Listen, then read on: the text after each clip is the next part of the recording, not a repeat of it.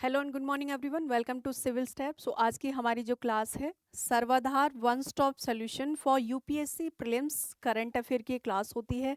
जो भी स्टूडेंट ऐसे हैं जो 2025 में अपने प्रीलिम्स को टारगेट कर रहे हैं, करना चाहते हैं, उनके लिए ये जो क्लास है बहुत ज़्यादा बेनिफिशियल है। क्योंकि आपको पता है सिविल स्टेप इंस्टीट्यूट के द्वारा एक इनिशिएटिव चलाया गया है सर्वाधार, राइट। सो ये जो इनिशिएटिव है सर्वाधार, इसमें होता क्या है आपको पता है। आपको काफ़ी सारी क्लासेस अभी तक मिल चुकी हैं, आपको नोट्स भी मिल चुके हैं, तो आप इसके पैटर्न को समझते हैं। बट जो स्टूडेंट न्यू जुड़ रहे हैं, राइट, मैं उनके लिए बता रही हूँ कि डेली बेसिस पे जो डिफरेंट सब्जेक्ट से रिलेटेड करंट अफेयर्स आपको यहाँ पर डिस्कस किए जाते हैं और उनसे रिलेटेड एमसीक्यूज डिस्कस किए जाते हैं। और उस टॉपिक से रिलेटेड अगर कोई यूपीएससी के द्वारा पिछले वर्षों में सवाल पूछा गया है तो उसको भी हम लोग यहाँ पर डिस्कस करते हैं, ठीक है। सो आज है सर्वाधार इनिशिएटिव का डे नंबर 71 और यहाँ पर हम लोग साइंस एंड टेक्नोलॉजी के साथ मैं आपके साथ यहाँ पर करंट अफेयर डिस्कस करती हूँ पिछले एक वीक के। पिछले एक हफ्ते में जो भी साइंस एंड टेक्नोलॉजी से related most important current affair रहे हैं उनको मैं आपके साथ यहाँ पर डिस्कस करूँगी, ठीक है। सो हम लोग शुरू कर लेते हैं। शुरू करने से पहले मैं आपको एक इम्पॉर्टेंट चीज़ बता देती हूँ। वो ये है कि हम जो भी करंट अफेयर यहाँ पर डिस्कस करते हैं ना, वो हमारे मोस्ट ऑथेंटिक सोर्सेज से होते हैं। जैसे द हिंदू की न्यूज़ होती हैं, PYQ की न्यूज़ होती हैं, लाइव मिंट की न्यूज़ होती हैं, इंडियन एक्सप्रेस की न्यूज़ होती हैं, डाउन टू अर्थ। तो इस तरीके से हमारे 9 टाइप्स ऑफ सोर्सेज हैं यहाँ पर जिनसे हम लोग ये डिस्कस करते हैं। हमारा जो आज का पहला इशू है, जो पहला मुद्दा है, वो है what is Voyager 2 spacecraft. Voyager 2 spacecraft क्या है? प्रीलिम्स साइंस एंड टेक्नोलॉजी का ये सवाल है। अगर इसमें आप ज़्यादा स्पेसिफिक होते हैं और स्पेसिफिक होते हैं तो आपको पता है हम बात कर रहे हैं स्पेस के बारे में, राइट। स्पेस एक अच्छा खासा टॉपिक है और प्रीलिम्स में, मेंस में, दोनों जगह स्पेस से रिलेटेड सवाल पूछे जाते हैं। जो स्टूडेंट पहले एग्ज़ाम दे चुके हैं, जिन्होंने प्रीलिम्स लिखा है, मेंस लिखा है, उनको पता होगा। और जो स्टूडेंट न्यू जुड़ रहे हैं उनको मैं एक चीज़ रिकमेंड करूँगी कि आप लोग PYQs को ज़रूर देखो, ताकि आपको ना एग्ज़ाम का पैटर्न पता चल जाएगा, क्वेश्चन की नेचर पता चल जाएगी कि किस तरीके के क्वेश्चंस पूछे जाते हैं आपसे, ठीक है।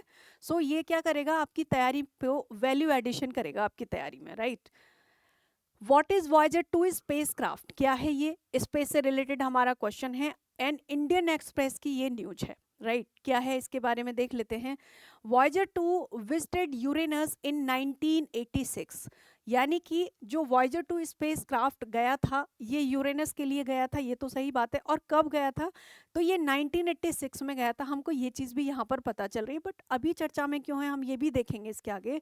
Sometimes more happened when it's arrive. Voyager 2 mission, which provided humanity's first and only closure view of Uranus। देखो, ये ह्यूमैनिटी का पहला और यूरेनस का सबसे नज़दीक से व्यू लेने वाला स्पेसक्राफ्ट है वॉयेजर 2। ये चीज़ ध्यान रखनी है। दूसरी चीज़, revealed a planet with unexpectedly intense radiation belts and apparently plasma depleted magnetosphere. ये वहां से कुछ डेटा भेजता है। कॉन्टेक्स्ट क्या है? ये है आपका वॉयेजर, राइट। वॉयेजर 2 स्पेसक्राफ्ट, ये आपका वॉयेजर 2 स्पेसक्राफ्ट है। और ये अभी चर्चा में क्यों है इसके बारे में हम यहाँ पर देखते हैं। नियरली 4 डेकेड्स, यानी कि लगभग 4 दशकों बाद।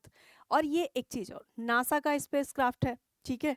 So nearly 4 decades after NASA's Voyager 2 spacecraft made its historic flyway of Uranus, and scientists have uncovered new relations about the ice revolution, about the ice giants and the magnetic field, right. यानी कि अभी चर्चा में इसलिए है कि 4 दशक पहले जो एक स्पेसक्राफ्ट नासा ने भेजा था यूरेनस की स्टडी के लिए, उसने अभी कुछ न्यू चीज़ें रिवील की हैं, राइट। और वो क्या है? वो ये है कि about ice giant specular magnetic field, Uranus के बारे में ये एक न्यू डेटा अभी यहाँ पर आया है।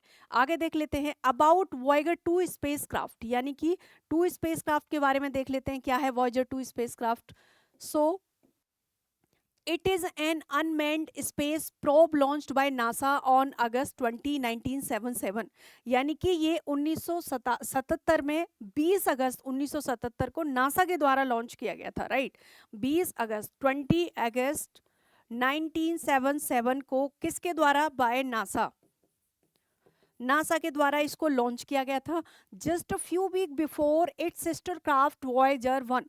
और इसके जस्ट कुछ सप्ताह पहले, कुछ वीक पहले इसकी एक और, इसको बहन के रूप में इसके बोला जाता है, वॉयेजर 1 वॉयेजर 2। तो वॉयेजर 2 को किया गया था लॉन्च कब? 20 अगस्त 1977 को। और कुछ ही वीक पहले वॉयेजर 1 को भी लॉन्च किया गया था। बट अभी चर्चा में कौन सा है? वॉयेजर 2। क्यों? क्योंकि इसने अभी कुछ न्यू रिवेलेशन किया है, कुछ न्यू फैक्ट्स के बारे में, तथ्यों के बारे में यहाँ पर रिवील किया है यूरेनस के बारे में। प्राइमरी मिशन इसका क्या था? So its mission was to study the outer planet of our solar system. यानी कि जो हमारा सोलर सिस्टम है उसके जो आउटर प्लैनेट्स हैं, आपको पता है जब आप बात सोलर सिस्टम की करते हैं, राइट, तो सोलर सिस्टम में जो प्लैनेट्स हैं उनको दो पार्ट्स में डिवाइड किया जाता है। दो पार्ट्स कौन से होते हैं? एक तो होते हैं इनर प्लैनेट्स, आंतरिक ग्रह, और दूसरे होते हैं आउटर प्लैनेट्स। इनर प्लैनेट्स में कौन से ग्रह आते हैं? आउटर प्लैनेट्स में कौन से ग्रह आते हैं? ये आपको पता है, राइट। सो आउटर प्लैनेट जो यूरेनस है ये आपका आउटर प्लैनेट्स में आता है।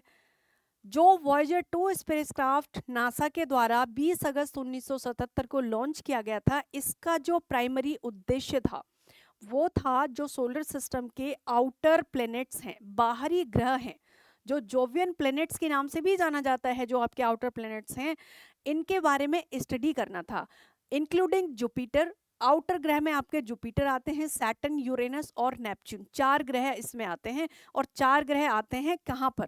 इसमें इनर में, इनर प्लैनेट में 4 आते हैं, 4 आते हैं आउटर प्लैनेट में। ये चीज ध्यान रखनी है, राइट।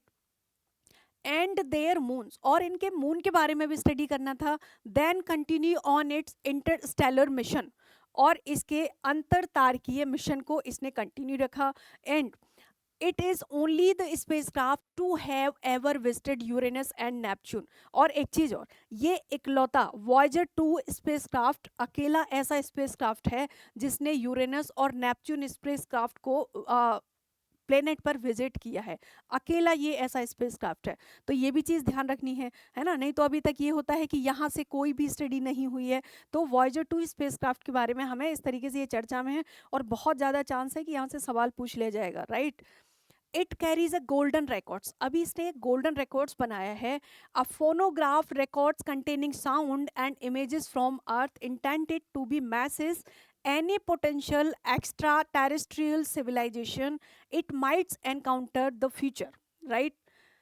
एंड एक चीज और, जब अभी हम देख रहे थे कि जो वॉयेजर 2 स्पेसक्राफ्ट है ये एक इकलौता ऐसा स्पेसक्राफ्ट है जिसने नेपच्यून और यूरेनस पर विजिट किया है, उनके बारे में कुछ स्टडी की है, कुछ फैक्चुअल इंफॉर्मेशन दी है।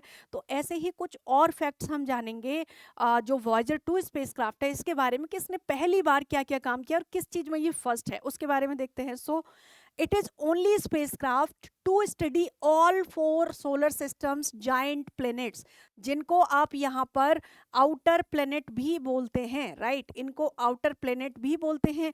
और कितने हैं ये 4 होते हैं। इनर प्लेनेट्स कितने होते हैं? इनर प्लेनेट्स भी 4 होते हैं, ठीक है।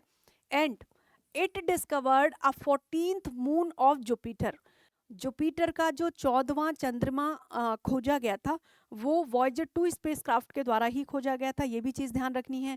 And it was first human made object to fly past Uranus. दूसरी चीज़, यूरेनस पर जाने वाला, यूरेनस की स्टडी करने वाला ये ह्यूमन मेड फर्स्ट ऑब्जेक्ट है। कौन सा? वॉयेजर 2 स्पेसक्राफ्ट, ये यहाँ पर फर्स्ट हो गया। It was and at Uranus Voyager 2 discovered 10 new moons and the 10 new rings, 2 new rings।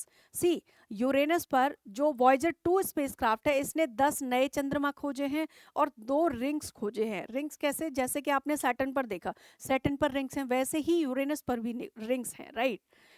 It was first human made object to fly by Neptune, Neptune और Uranus पर दोनों पर जाने वाला पहला ह्यूमन मेड ऑब्जेक्ट है ये। कौन सा? Voyager 2 spacecraft, right. आगे देख लेते हैं यहाँ पर। सो eight Neptune Voyager 2 discovered 5 moons, 4 rings and the great dark spot. See Voyager 2 spacecraft ने नेपच्यून पर 5 नए चंद्रमा खोजे हैं, 4 रिंग्स खोजे हैं और एक बहुत बड़ा डार्क स्पॉट खोजा है। और जब बात यूरेनस की आती है तो 2 न्यू रिंग्स खोजे हैं और 10 नए चंद्रमा खोजे हैं। और जुपिटर पर जो 14वां चंद्रमा खोजा है वो भी वॉयजर 2 स्पेसक्राफ्ट के द्वारा खोजा गया है। तो आपको याद रखना है किसने लॉन्च किया था, कब लॉन्च किया था, इसकी सिस्टर किसे कहा गया है, और इसने नेपच्यून पर क्या काम किया है, इसने यूरेनस के लिए क्या किया है, जुपिटर पर क्या किया है। और एक चीज़ और याद रखनी है कि ये आउटर प्लेनेट की स्टडी के लिए है, राइट, इनर प्लैनेट्स की स्टडी के लिए नहीं है, outer Jobin planets giant planets की स्टडी के लिए है। ठीक है, चलिए आगे देख लेते हैं। अच्छा, सेकंड किस चीज में है ये, so it is the second spacecraft to enter the interstellar space, यानी कि अंतरतारकीय, राइट, अंतरतारीय स्पेस में जाने वाला ये दूसरा स्पेसक्राफ्ट है। On December 10 December 18, the spacecraft joined its twin Voyager 1 as the only human-made object to enter the space between the stars.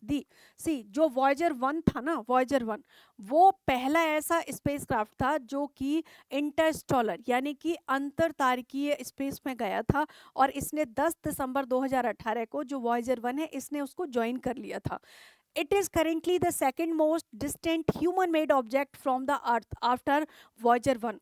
और जो Voyager 2 स्पेसक्राफ्ट है ये Voyager 1 के बाद दूसरा ऐसा स्पेसक्राफ्ट है जो कि पृथ्वी से भेजा गया है, ह्यूमन मेड ऑब्जेक्ट है। और कहाँ पर भेजा गया है, ये अंतरतारकीय स्पेस में भेजा गया, क्योंकि आउटर प्लैनेट्स की बात करता है, इनर प्लैनेट्स की बात तो ये करता नहीं है, राइट। आगे देख लेते हैं। अच्छा, हमने एक चीज और यहाँ पर देखी, हेलिस्फेयर। सो ये देखेंगे कि हेलिस्फेयर होता क्या है। The sun sent out a constant flows of charge particles called the solar wind. आप जानते हैं कि सोलर विंड कहाँ से डिस्चार्ज होता है, ये सोलर विंड क्या होता है, सोलर विंड सौर के द्वारा, यानी कि सन कॉन्स्टेंटली फ्लो करता है चार्ज पार्टिकल्स को, राइट, इन्हीं को, ये जो चार्ज पार्टिकल्स होते हैं इन्हीं को सोलर विंड्स कहा जाता है। which ultimately travel past all the planets to some 3 times and distance to Pluto before being impacted by interstellar medium, right. So this form a giant bubble. अब ये होता क्या है कि इसके बीच में ये एक जाइंट बबल बनाता है around the sun and its planet. Sun, सूर्य और उसके ग्रहों के चारों तरफ ये जो सोलर विंड होते हैं ये एक बहुत बड़ा बबल बनाते हैं जिनको हेलिस्फेयर के नाम से जाना जाता है। यानी कि एक तरीके का ये बबल, एक तरीके का रिंग बनाते हैं, उसको हेलिस्फेयर बोला जाता है, राइट। इसी से रिलेटेड हमारा एक सवाल है, क्वेश्चन है, वो देख लेते हैं क्या है। Consider the following above Voyager 2 spacecraft. Voyager 2 spacecraft के बारे में निम्नलिखित में से कौन सा स्टेटमेंट सही है। सो फर्स्ट स्टेटमेंट क्या है, it is unmanned space probe launched by NASA on August 20 1977 just a few weeks before its sister craft Voyager 1। तो बिल्कुल सही स्टेटमेंट है, राइट। दूसरी बात कौन सा स्टेटमेंट है, it is the only spacecraft to have ever visited Uranus and Neptune. दोनों स्टेटमेंट सही हैं। क्या करना है, which of the following statements given above is are correct. सही स्टेटमेंट का चुनाव करना है कि कौन सा स्टेटमेंट सही है। तो दोनों सही हैं, यानी कि हमारा आंसर होगा A, first and second both are right, answer है ए। आज का हमारा जो नेक्स्ट इशू है, अगला मुद्दा है, वो है स्वास्थ्य इनिशिएटिव। स्वास्थ्य इनिशिएटिव क्या है, किसने चलाया है, इसका प्राइमरी फोकस क्या है, इसके बेनिफिट्स क्या हैं, इनके बारे में बात करेंगे। तो स्वास्थ्य इनिशिएटिव साइंस एंड टेक्नोलॉजी का हमारा ये न्यूज़ है, क्या है इसको देख लेते हैं। ये चलाया है ministry of science and technology ने, और ये पीआईबी की न्यूज है, राइट, पीआईबी की न्यूज है, ministry of science and technology ने इसको लॉन्च किया है, चलाया है, देख लेते हैं। सो interdisciplinary research and collaboration are essential to disseminate India's traditional knowledge. Professor K Agarwal, president South Asian universities, इन्होंने बोला है कि CSIR and NISCPR has empowered traditional knowledge, giving its a global voice.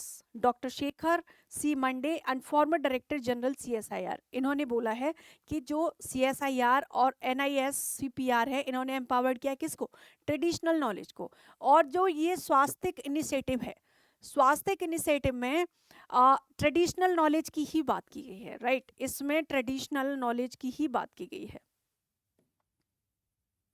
दूसरी चीज देख लेते हैं क्या है ये कॉन्टेक्स्ट, देख लेते हैं क्या संदर्भ है, चर्चा में क्यों है।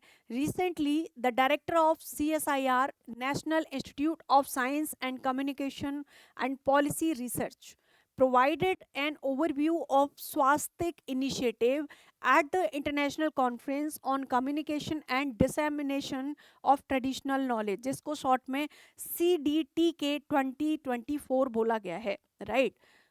क्या है स्वास्थ्य इनिशिएटिव, इसके बारे में जान लेते हैं। तो the scientifically validation traditional knowledge, यानी कि जो ट्रेडिशनल नॉलेज होती है, जो पारंपरिक ज्ञान होता है, उसको वैज्ञानिक रूप से वैलिडेट किया गया है, इसको स्वास्थ्य बोला गया है। इसकी फुल फॉर्म में कई बार क्या होता है ना, एग्जाम में फुल फॉर्म भी पूछ ली जाती है। So scientifically validated traditional knowledge is a national initiative which is coordinated by CSIR, NISC PR. Swastik aims to preserve and perpetuate the practice of appropriate tradition, instill the scientific temperament of the verifying traditional specifically scientifically, and boost public faith in our traditional knowledge and the practices, right. ये बात करता है जो स्वास्थ्य initiative है, इसका जो उद्देश्य है वो ये है कि ये प्रिजर्व करना, परपेचुएट करना और अप्रोप्रिएटली जो ट्रेडिशनल नॉलेज होती है उसको प्रैक्टिस करना, साइंटिफिक टेम्परमेंट के साथ प्रैक्टिस करना उस चीज़ की, जो ट्रेडिशनल नॉलेज है उसको साइंटिफिकली बूस्ट कर रहे हैं, राइट। और पब्लिक फेथ उसमें जगाना है हमारा जो ट्रेडिशनल नॉलेज है, ताकि उसका ज़्यादा से ज़्यादा प्रैक्टिस हो सके, ये इसका मेन उद्देश्य है। The initiative was launched to communicate scientifically validation and traditional knowledge of India to society. The INSCPR has disseminated socially and the engaging swastik stories in 17 Indian language and the social media. देखो ये जो स्वास्तिक है initiative है, इसमें traditional knowledge की बात की गई है, उसको साइंटिफिक टेम्परमेंट के साथ साइंटिफिकली बूस्ट करने की बात कही है, सोसाइटी को इंट्रोड्यूस करने की बात कही गई है। दूसरी बात 17 भाषाओं में, 17 भाषाओं में उसको अलग अलग तरीके से बताया गया है और सोशल मीडिया पर भी उसको बताया गया है, राइट। दूसरी बात, moreover our two swastik publications provide authenticated stories on traditional knowledge, inspiring young student to explore science. और जो यंग स्टूडेंट हैं उनको ये क्या करेगा, उनको मोटिवेट करेगा ताकि वो साइंस को ट्रेडिशनल नॉलेज के बेस पे ज़्यादा एक्सप्लोर कर सकें, राइट। अच्छा, हमने बार बार यहाँ पर एक चीज़ पढ़ी थी, CSIR। क्या है CSIR, कौन सा ऑर्गेनाइजेशन है, ये भी देख लेते हैं।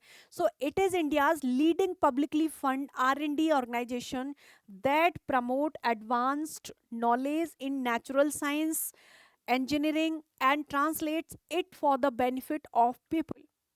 दूसरी चीज, it is registered society under society registration act 1860, यानी कि 1860, सोसाइटी रजिस्ट्रेशन एक्ट 1860 के अंतर्गत CSIR रजिस्टर्ड है। कई बार ये भी पूछ लेता है, आपने देखा होगा क्वेश्चन का पैटर्न अगर आप लोगों ने PYQs को सॉल्व किया है तो, कि ये इस एक्ट के अंतर्गत बना है। तो मान लो अगर आपसे पूछ लिया जाए कि CSIR किस एक्ट के अंतर्गत बना है, तो CSIR जो है वो रजिस्टर्ड है सोसाइटी एक्ट में, और society registration act 1860, society registration act 1860 के अंतर्गत जो CSIR है वो रजिस्टर है। ये चीज आपको ध्यान रखनी है, ठीक है। CSIR का जो ऑर्गेनाइजेशन स्ट्रक्चर है, जो संगठन की संरचना है कि इसमें कौन कौन लोग होते हैं, उनके बारे में देख लेते हैं। सो प्रेसिडेंट की अगर आप बात करें तो यहाँ पर प्रेसिडेंट इसके CSIR के प्राइम मिनिस्टर होते हैं। भारत के प्रधानमंत्री CSIR के अध्यक्ष होते हैं, ये चीज़ ध्यान रखनी है, एक्स ऑफिसो होते हैं। और अगर इसके वाइस प्रेसिडेंट की बात करें तो union minister of science and technology, यानी कि union minister of science and technology vice president होते हैं CSIR के। कई बार पता है जो ऑर्गेनाइजेशनल स्ट्रक्चर होता है वो भी पूछा जाता है, इंटरनेशनल ऑर्गेनाइजेशंस के बारे में पूछा जाता है। ये मैं बार बार बोल रही हूँ कि जब तक आप PYQ सॉल्व नहीं करोगे तब तक आपको ये चीज़ पता नहीं चलेगी, ठीक है। सो भारत के प्रधानमंत्री CSIR के अध्यक्ष होते हैं and union minister of science and technology इसके उपाध्यक्ष होते हैं। अगर आप इसकी गवर्निंग बॉडी के बारे में बात करते हैं तो director general is the head of the governing body, director general इसके हेड होते हैं। And other ex officio member is the finance secretary expenditure and other members terms are 3 year. और दूसरे सदस्य होते हैं जिनका जो टर्म होता है वो यहाँ पर केवल 3 वर्ष का होता है, 3 साल का टर्म होता है। हेडक्वार्टर कहाँ पर है? हेडक्वार्टर है न्यू दिल्ली में, नई दिल्ली में इनका हेडक्वार्टर है। बार बार हम पढ़ रहे थे जब स्वास्थ्य इनिशिएटिव के बारे में पढ़ रहे थे कि ट्रेडिशनल लेवल को नॉलेज को, ट्रेडिशनल मेडिसिन्स को, नॉलेज को साइंटिफिक टेम्परामेंट के बेस पर साइंटिफिकली बूस्ट करता है, साइंटिफिकली वैलिडेशन की बात करता है। तो ये ट्रेडिशनल मेडिसिन या ट्रेडिशनल नॉलेज है क्या, इसके बारे में भी देख लेते हैं। आइए, it refers to health practice approaches knowledge and beliefs incorporative plants, animals, mineral based medicine, spiritual therapies, and the manual techniques, exercise, applied singularity, or the combination of treat, diagnose and prevent illness or maintain well being। जैसे आपने सुना होगा अगर कोई बीमार हो जाता है तो क्या बोलते हैं कि हल्का खाना खाओ, दाल पियो, गर्म पानी पियो, शहद डाल के पियो, काली मिर्च डाल के खाओ, है ना। इस तरीके से योगा करो, एक्सरसाइज करो, ठीक है। दूसरी चीज़ प्लांट बेस्ड फूड की बात करते हैं कि हरी सब्जियां खाइए, आप दाल खाइए, फ्रूट्स खाइए। तो ये सारी जो चीज़ें आती है ये कहाँ पर आती है? ये ट्रेडिशनल नॉलेज की तो बात है, पारंपरिक ज्ञान की ही तो बात है। कोई कैसे पता चला?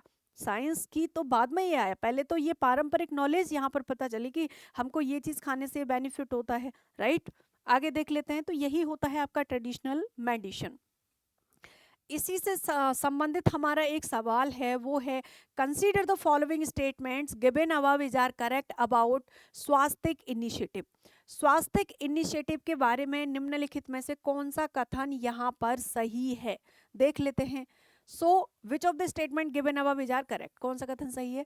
The scientifically validated traditional knowledge SVASTIK, it is a national initiative which is coordinated by CSIR and NISCPR, बिल्कुल सही स्टेटमेंट है।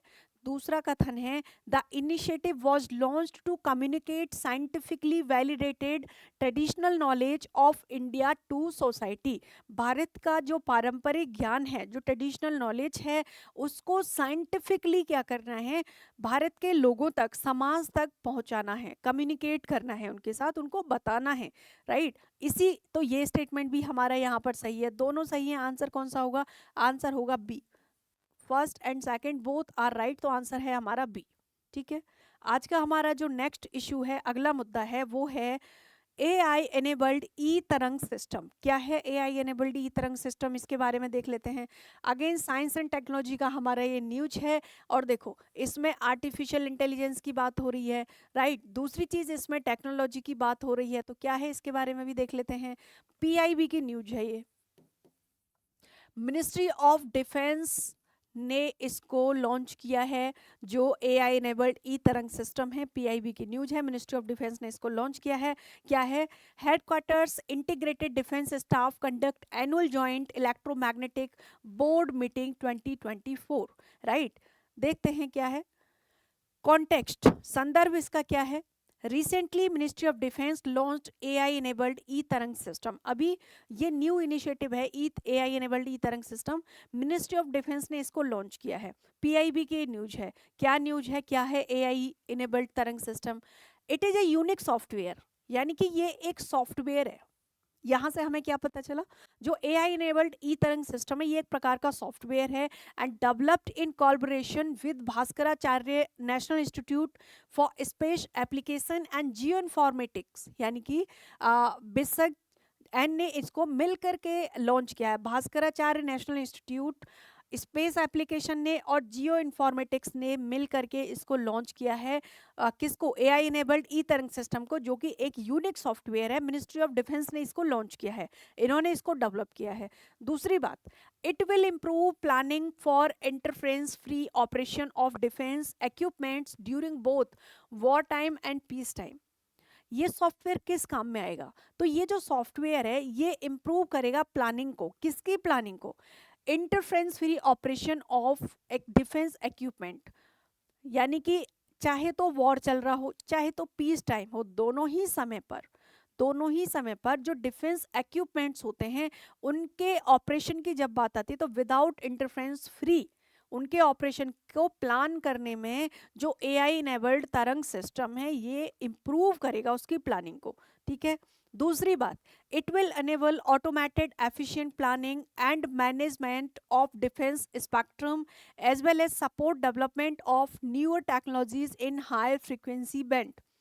क्लियर। यानी कि ये जो है वो ऑटोमेटेड इनेबल्ड है एफिशिएंट प्लानिंग के लिए, मैनेजमेंट के लिए एंड डिफेंस स्पेक्ट्रम के लिए, as well as support development of new technologies and higher frequency band. दूसरी बात, it is set to supportive decision making, यानी कि ये रैपिड डिसीजन मेकिंग में भी सपोर्ट करेगा, thereby allowing seamless integration of newer technology and critical for modern defence application.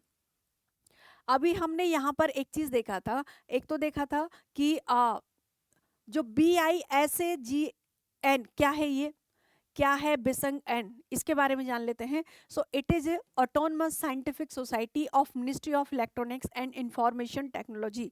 Ministry of electronics and information technology की ये scientific society है, autonomous, right. दूसरी बात, it undertakes technology development and management, research development, facilitate national and international cooperations, capacity building, support technology transfer, entrepreneurship development in area of geospatial technology, right?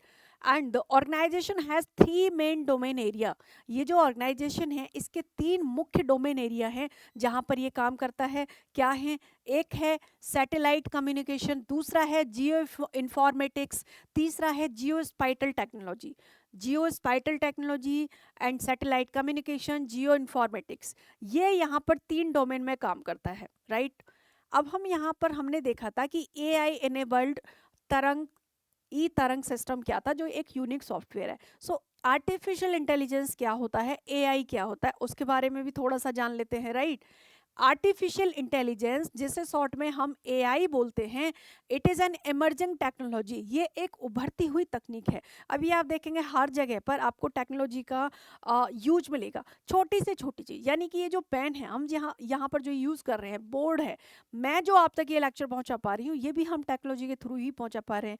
Life का कोई भी aspect ऐसा नहीं बचा है जहाँ पर तकनीक ना हो और आर्टिफिशियल। जैसे आपका मोबाइल फ़ोन होता है, आप उसमें कोई एक चीज़ सर्च करते हैं, आप दोबारा देखिएगा उसको 2 घंटे बाद, आपको उसी से रिलेटेड सारे नोटिफिकेशन मिलेंगे। कैसे पता चला आपके फ़ोन को कि आपने कोई एक चीज़ सर्च की थी या आपको इन चीज़ की नीड्स है? आर्टिफिशियल इंटेलिजेंस के द्वारा, क्योंकि वो रीड करता है, वो लिसन करता है, ठीक है, सुनता है।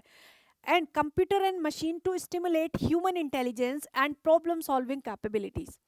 It involve the development of algorithms, यानी कि ये एल्गोरिदम के विकास को इन्वॉल्व होता है, and models that enable computers and perform task that would typically require human intelligence such as learning, reasoning, problem solving and perception, decision making. तो सारी की सारी जो चीज़ें होती हैं ये आपका AI इसमें करने के लिए कैपेबल होता है, ठीक है।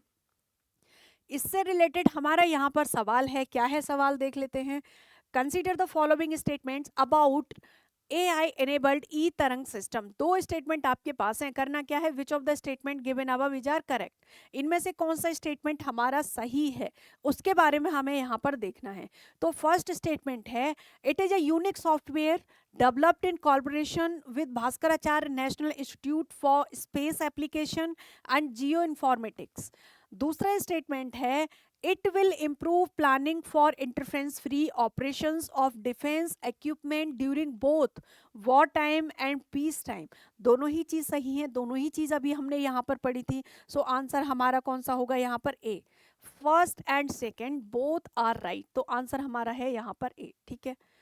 आगे देख लेते हैं, जो हमारा अगला मुद्दा है, अगला इशू है यहाँ पर, वो है कार्बन डाइऑक्साइड। अब आप बोलोगे कार्बन डाइऑक्साइड ये कैसा करंट अफेयर हुआ, तो अब ये बहुत चर्चा में है। क्यों चर्चा में, वो अभी हम यहाँ पर देखेंगे, ठीक है।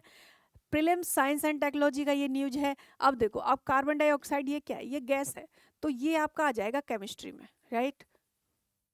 कई बार आप देखते हैं केमिस्ट्री एंड डेली लाइफ से रिलेटेड भी बहुत सारे सवाल आपके आते हैं, प्रीलिम्स में आते हैं, मीन्स में आते हैं। सो ये उसी एस्पेक्ट का सवाल है। देख लेते हैं क्या है। इंडियन एक्सप्रेस की न्यूज है अगेन, वाई CO2 या carbon dioxide is the primary driver of climate change.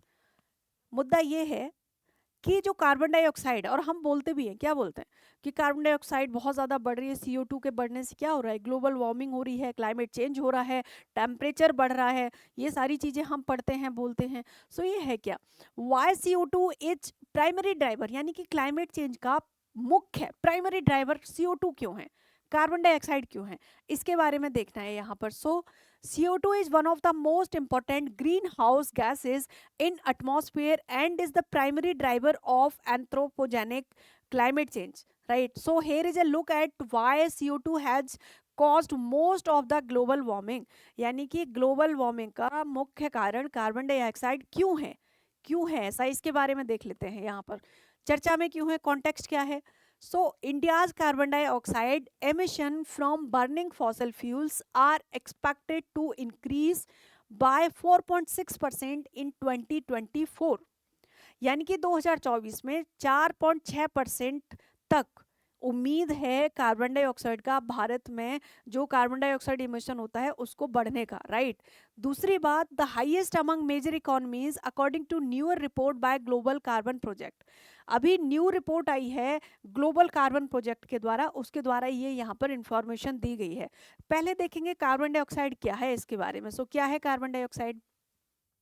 सी, ये दिखती नहीं है। It is a colourless gas, यानी कि इसका कोई रंग नहीं होता है, रंगहीन गैस है। Having a faint sharp odour and so taste, यानी कि कार्बन डाइऑक्साइड जो होती है इससे कई बार क्या होता है, लोग बेहोश भी हो जाते हैं, और इसका जो टेस्ट होता है वो शोर खट्टा होता है। कलरलेस ये गैस है and it is a important heat trapping gas. अब देखो यहाँ पर अभी हमने क्या पढ़ा था, चर्चा में क्यों है कार्बन डाइऑक्साइड, ये कि ब्रेन जो CO2 है वाइज मेन ड्राइवर, हम ये देख रहे थे वाइज मेन ड्राइवर या primary driver, right. Primary driver क्यों है ऑफ किसका, ग्लोबल वार्मिंग का। क्यों है ये ग्लोबल वार्मिंग का प्राइमरी ड्राइवर? यहां पर आप देखो carbon dioxide is more important heat trapping, CO2 is important heat trapping gas also known as greenhouse gas। Heat को क्या कर लेती है, ट्रैप कर लेती है, कैप्चर कर लेती है, उसको रेडिएट नहीं होने देती, जाने नहीं देती है, और इसीलिए ये ग्रीन हाउस गैस बोली जाती है क्योंकि ये ग्रीन हाउस इफेक्ट बनाती है। दूसरी चीज, it comes from extraction and burning fossil fuel such as coal, oil, natural gas. जब ये जलते हैं तो उसके द्वारा ये गैस निकलती है। From wild Fyers, natural process like volcanic eruptions, जैसे वॉल्केनिक इरप्शन होता है तो कार्बन डाई गैस निकलती है, कार्बन डाइऑक्साइड निकलती है, राइट। जंगल में आग लगती है उससे कार्बन डाइऑक्साइड निकलती है।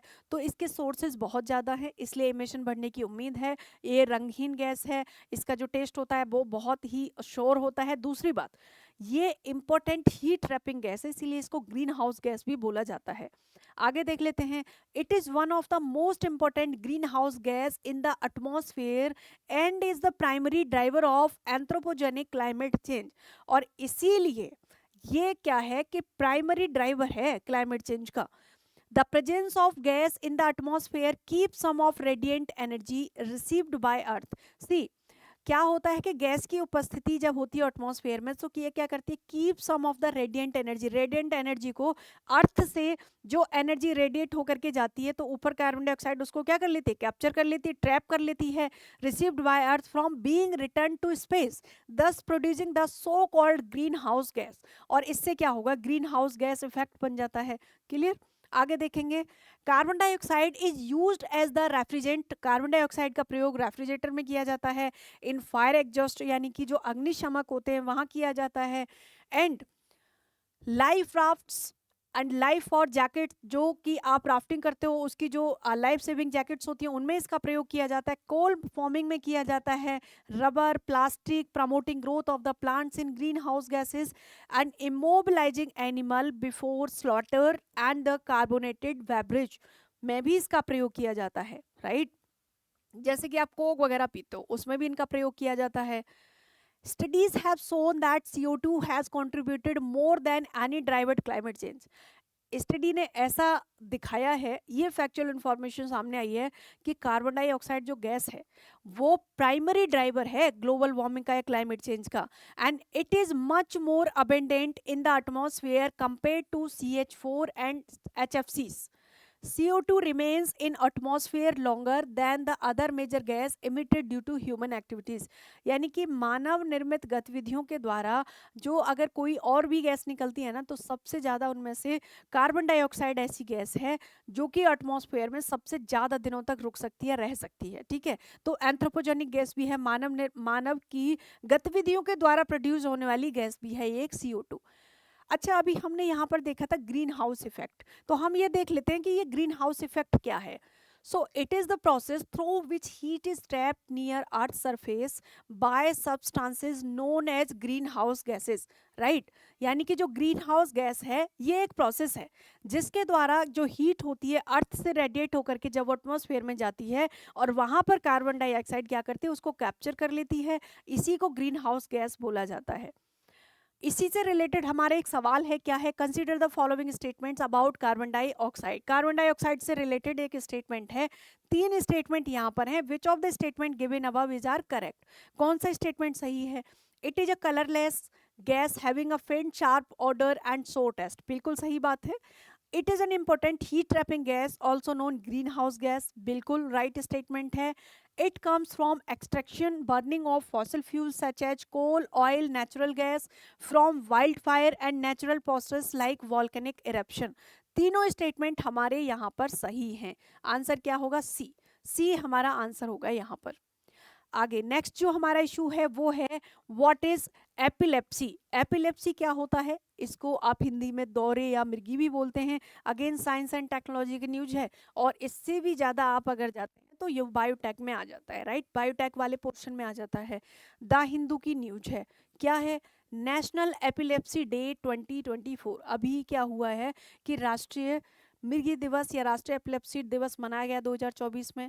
इसकी हिस्ट्री देखेंगे कि seizure type, symptoms and the prevention tips के बारे में हम देखेंगे कि क्या होते हैं ये। राइट, देख लेते हैं आगे यहाँ पर। 17 नवंबर को क्या हुआ था कि नेशनल एपिलेप्सी डे सेलिब्रेट किया जाता है। बहुत बार कुछ डे से रिलेटेड जो इंपॉर्टेंट डे होते हैं उनसे रिलेटेड भी इंफॉर्मेशन पूछ ली जाती है। और ये एक न्यूरो डिसऑर्डर होता है, ये भी आप यहीं पर जान लो। कॉन्टेक्स्ट क्या है? National epilepsy day is marked every year on India on November 17। यानी कि 17 नवंबर को नेशनल एपिलेप्सी डे मनाया जाता है। राइट, नेशनल एपिलेप्सी डे मनाया जाता है कब? 17 नवंबर को। और दूसरी बात, ये एक न्यूरो डिसऑर्डर है, ये एक न्यूरो डिसऑर्डर है। To raise awareness about disease, the struggle association with it and the importance of early diagnosis and treatment। यानी कि इससे रिलेटेड अवेयरनेस देनी है, क्या स्ट्रगल वो पेशेंट करता है जिसको ये प्रॉब्लम होती है, और इम्पोर्टेंट अर्ली डायग्नोसिस क्या होते हैं, ट्रीटमेंट क्या होते हैं, उनके बारे में हम यहाँ पर बात करेंगे। सो अभी तो देखेंगे हम एपिलेप्सी के बारे में क्या है। Epilepsy also known as seizure disorder, इसको सीजर डिसऑर्डर के नाम से भी जाना जाता है, या फिर ये एक क्रोनिक ब्रेन डिसऑर्डर है। जो एपिलेप्सी एक क्रॉनिक ब्रेन डिसऑर्डर है, ब्रेन से रिलेटेड, न्यूरॉन से रिलेटेड डिसऑर्डर है, और इसको न्यूरो डिसऑर्डर भी बोला जाता है। वेयर नर्व सेल, जो हमारे नर्व सेल होते हैं, जो तंत्रिका कोशिकाएं होती हैं, डोंट सिग्नल प्रॉपरली। तंत्रिका कोशिकाएं जब होती हैं वो क्या करती हैं कि एक दूसरे को सिग्नल न्यूरॉन्स प्रॉपर सेंड नहीं कर पाते हैं, दैट कॉज रिक्योरिंग सीजर्स, जिसकी वजह से क्या होता है, ये एपिलेप्सी या सीजर होता है, या अचानक से स्ट्रोक आना, इस तरीके की प्रॉब्लम यहाँ आना शुरू हो जाती है। During a scissor many neurons send signals at the same time much faster than normal. और इस समय पर क्या होता है इस प्रॉब्लम के दौरान, जब सीजर होता है आपको, तो कि न्यूरॉन्स क्या करते हैं कि सिग्नल सेंड करते हैं एक ही समय पर बहुत फास्ट, एक से ज़्यादा, तो कुछ पता नहीं चलता है, इलेक्ट्रिक करंट टाइप का सब ब्रेन में लगता है और व्यक्ति को दौरे या मिर्गी इस तरीके की प्रॉब्लम होना शुरू हो जाता है। कई बार कुछ लोग फेंट हो जाते हैं, और ये कई बार कुछ मिनट का हो सकता है, कई बार कुछ सेकंड का हो सकता है। राइट, इस तरीके की ये चीज़ें होती हैं। This surge of exercise electrical activities में कॉज इनवॉलेंट्री मोमेंट्स, और इसकी वजह से कई बार कुछ ऐसी अनैच्छिक गतिविधियां हो जाती हैं जो आप करना नहीं चाहते हो। व्यक्ति अचानक से आंखें बंद करने लग जाता है, उसको बहुत ज़्यादा सर दर्द होता है, वो फेंट हो जाता है। राइट, तो इस तरीके की प्रॉब्लम, सेंसेशन हो सकती है, व्यक्ति बहुत इमोशनल हो सकता है, और उसका बिहेवियर जो होता है वो अलग अलग तरीके से हो सकता है। The disturbance of normal nerve cells, मतलब जो नॉर्मल नर्व सेल्स होते हैं, जो तंत्रिका कोशिकाएं होती हैं, उनमें डिस्टरबेंस हो जाता है, वो सिग्नल एक दूसरे को प्रॉपरली ट्रांसमिट नहीं कर पाते हैं, सेंड नहीं कर पाते, में cause a loss of awareness, जिसमें क्या होता है, आप अपनी जागरूकता खो देते हैं, आप अपनी कॉन्शियसनेस को खो देते हैं। And some people recover immediately, कुछ लोगों को जिनको ये होता है कई बार इमिडिएटली रिकवर हो जाते हैं after seizures, while other may take minutes to hours to feel like themselves again. और कुछ को कुछ मिनट या कुछ घंटे लग जाते हैं उनको नॉर्मल होने में। आप लोगों ने देखा होगा, कई बार ये देखने को मिल जाता है, बहुत ही नॉर्मल सी प्रॉब्लम, मतलब आम प्रॉब्लम है ये, बहुत ज़्यादा लोगों को ऐसा होता है। ठीक है, कारण क्या होते हैं, इसके कॉज क्या है? Epilepsy has many possible causes, but about half of people living in epilepsy do not know the cause. यानी इसके जो कारण है ना, वो बहुत पॉसिबल हो सकते हैं, लेकिन ज़्यादातर लोगों को तो पता ही नहीं होता है कि इसके रीज़न क्या है। इन सम केसेस, कुछ केसेस में क्या होता है, epilepsy clearly linked to genetic factors. कई बार तो जेनेटिक फैक्टर होता है, मान लो किसी के घर में उनके किसी को होता होगा, तो फिर बच्चे में भी वो चीज़ें आना शुरू हो जाती हैं। एंड डेवलपमेंटल ब्रेन एबनॉर्मेलिटीज़, कई बार क्या होता है, तो ब्रेन का जो विकास होता है वो एबनॉर्मल तरीके से होना शुरू हो जाता है, असामान्य तरीके से होता है। ये भी एक इसका कारण होता है, ये भी एक इसका कारण होता है। इन्फेक्शन भी एक इसका रीजन होता है। ट्रॉमेटिक ब्रेन इंजरी, कई बार क्या होता है, ब्रेन में कोई चोट लग जाना, ये भी इसकी वजह होती है। स्ट्रोक, ब्रेन ट्यूमर, किसी को कई बार ब्रेन ट्यूमर हो जाता है तो उसका बिहेवियर चेंज होना शुरू हो जाता है। और अदर आइडेंटिफाइबल प्रॉब्लम्स भी होती हैं, right. So seizure symptoms can vary widely, इसके जो सिम्टम्स होते हैं वो अलग अलग हो सकते हैं। Some people may loss awareness, कुछ लोग तो अपनी अवेयरनेस खो सकते हैं during seizure, while other don't, और कुछ नहीं। And some people star blanking for a few seconds during a seizure, कुछ लोग, क्या होता है कि अचानक से आप ऊपर की तरफ खुले में आसमान में तारों की तरफ देखना शुरू कर देते हो, कुछ सेकंड्स कुछ मिनट्स तक। और अदर में भी repeatedly twitch their arms legs movement known as, अलग अलग तरीके, मान लो आप अपने हाथ को तेज बांधना, मुट्ठी बांधना, और आप अकड़न बॉडी में शुरू हो जाती है, तो इस तरीके की प्रॉब्लम्स यहाँ पर लोगों को ये होना शुरू हो जाती है। Having a single seizure don't means you have epilepsy. अगर किसी को मान लो दिन में एक बार कोई ऐसी प्रॉब्लम हो जाती है, अवेयरनेस किसी की खो देते हो या कुछ हो जाता है, इसका मतलब ये नहीं कि उसको एपिलेप्सी है, उसको मिर्गी है। ठीक है, epilepsy is a diagnosed if you had at least two unprovocable seizure at least 24 hours apart। अगर मान लो 24 घंटे में 2 बार ऐसा होता है आपको, तो आपको ये डायग्नोज करने की ज़रूरत है कि शायद आप इसकी रेंज में हैं, right. Anyone can develop epilepsy. और इस तरीके की जो परेशानी है मिर्गी द्वारा, ये किसी भी व्यक्ति को डेवलप हो सकता है, ये भी चीज़ है, क्योंकि genetic factor one of the reason है, ओनली मेन रीजन नहीं है, वन ऑफ द रीजन है, और भी बहुत सारे कारण हैं इसके। And it affects both man and women, all races, किसी भी रेस, एथनिक बैकग्राउंड, किसी भी एज ग्रुप के, मेल को, फीमेल को, किसी को भी इससे प्रभावित हो सकता है। Around 50 million people world wide have epilepsy, making it one of the most common neurological disease globally. और ये एक न्यूरोलॉजिकल डिसीज है, वैश्विक स्तर पर लगभग 50 मिलियन लोगों को ये प्रॉब्लम है। और ये डेटा ये बताता है कि बड़ी आम प्रॉब्लम है, राइट। ट्रीटमेंट देखते हैं क्या है। Treatment with medicine sometimes surgery can control seizures for most people with epilepsy, यानी कई बार सर्जरी करनी पड़ जाती है, मान लो किसी को ट्यूमर की वजह से हो रहा है तो सर्जरी करनी पड़ेगी। And some people requires life long treatment for other seizures go away, कुछ लोगों का ट्रीटमेंट्स क्या होता है, लाइफ लॉन्ग चलता है, और कुछ लोगों का सही भी हो जाता है।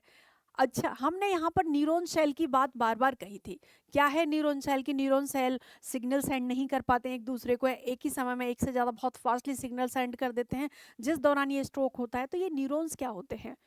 A neurons, also known as nerve cell, it is a specialized cell in the nerve system that is responsible for transmitting information through the electrical and chemical signals, right? And neurons are basic building blocks of nerve system and play crucial role in processing and transmitting information within the body. इसी से related हमारा एक सवाल है, यहाँ पर हमारे एक क्वेश्चन है, क्या है, consider the following statement about epilepsy. Epilepsy के बारे में एक सवाल है, which of the statement given above is are correct, कौन सा कथन इनमें से सही है। देखते हैं first statement, epilepsy also known as seizure disorder is a chronic brain disorder where nerve cell don't signal properly that cause recurring seizure. बिल्कुल सही स्टेटमेंट है। सेकंड क्या है, during a seizure many neurons send signals at the same time much faster than normal. बिल्कुल सही statement है. And third statement है, this surge of excessive electrical activities may cause involuntary movement, sensation, emotions and the behaviour. तीनों statement हमारे यहाँ पर सही हैं. तो आंसर कौन सा होगा? आंसर होगा सी. सी आंसर हमारा यहाँ पर है. ठीक है. सो आज की जो हमारी सर्वाधार इनिशिएटिव की क्लास है उसको हम यहीं पर बाइंड अप करते हैं. आप लोग रेगुलर अच्छे से क्लास करिए. ठीक है. दूसरी चीज़, मैं हर क्लास में आपको बोलती हूँ PYQ जरूर सॉल्व करो, डिस्कस करो. उससे बहुत बेनिफिट आपको होगा. क्वेश्चन की नेचर पता चलेगी, एग्जाम का पैटर्न पता चलेगा, किस तरीके से किस टाइप के और किस रेंज के सवाल पूछे जाते हैं ये आपको पता चलेगा. ठीक है. सो तैयारी एक अच्छी डायरेक्शन में आप लोग करो. Thank you so much.